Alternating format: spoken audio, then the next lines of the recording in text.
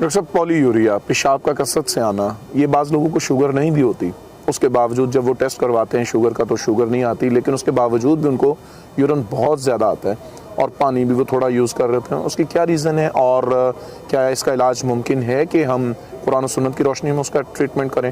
ماشاءاللہ، السلام علیکم ورحمۃ اللہ وبرکاتہ۔ پولی یوریا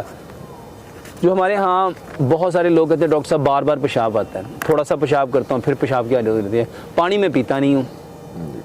میں بہت کم پانی پیتا ہوں، لیکن جب میں واش روم میں جاتا ہوں تو پیشاب مجھے بہت زیادہ آتا ہے۔ یہ پیشاب زیادہ کیوں آتا ہے میرے محترم بھائی اور بہنوں؟ اب شوگر نہیں بھی ہے، پیشاب آتا ہے، اور بچے اکثر اس کی وجہ سے بستر پہ پیشاب کرتے ہیں۔ ماں نے رات کو بھی پیشاب کر کے سلایا، رات کو دوبارہ اٹھا کے پیشاب کروایا، صبح پھر بچے نے پیشاب کر دیا، اور بہت سارے لوگ اس سے پریشان ہیں، بوڑھے لوگ اس سے بڑے پریشان ہیں۔ میرے محترم بھائی اور بہنوں، اصل میں ہماری باڈی کو جن چیزوں کی ضرورت تھی ہم نے ان چیزوں کا استعمال کرنا بند کر دیا، اور ہماری باڈی کو سب سے زیادہ جس چیز کی ضرورت ہے وہ پھل اور سبزیاں ہیں،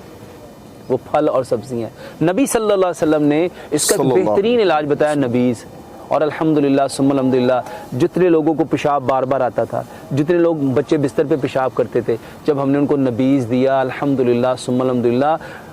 پروسٹیٹ گلینڈ کے جو کینسر تک کے مریض تھے جن کا پروسٹیٹ انلارج تھا، الحمدللہ ثم الحمدللہ کئی سو لوگوں نے بتایا کہ ڈاکٹر صاحب الحمدللہ امیزنگ ریزلٹس آئے۔ اپنے بچوں کو نبیذ پلائیے، اپنے بڑوں کو نبیذ، جس کو پولی یوریا ہے اس کو نبیذ پلائیے۔ نبیذ کیا ہے؟ آپ 3 گلاس پانی لیں،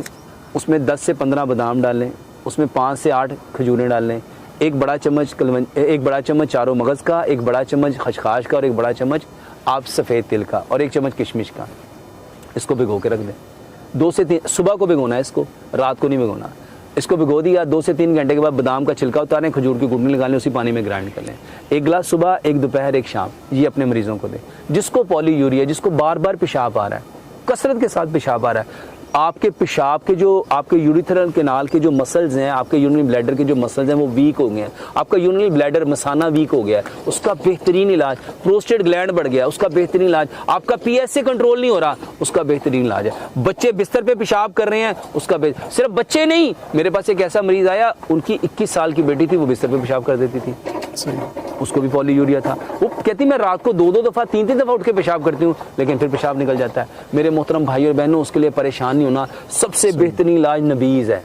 نبیذ، یہ اس کو پلائیے۔ اس کے ساتھ میرے محترم بھائی اور بہنوں، ایسے بچوں کو ہم نے سلاد کھلائی، الحمدللہ ثم الحمدللہ، بزرگوں کو سلاد کھلائی۔ سلاد میں کیا ہے؟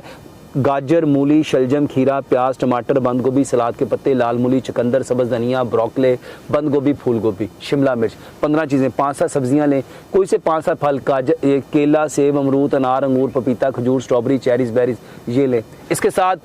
5 اجناس، سفید چنے، کالے چنے، لوبیا، مٹر اور مکی، اس کا ایک بڑا چمچ بوائل کر کے یہ سلاد میں ڈالیں۔ اس کے علاوہ بادام، کاجو، پستہ، اخروٹ، سفید تل، خشخاش، سونف، کشمش، چاروں مغز، السی کے بیج، یہ میرے محترم بھائیو سلاد میں ایڈ کریں۔ پلس اگر شوگر نہیں ہے،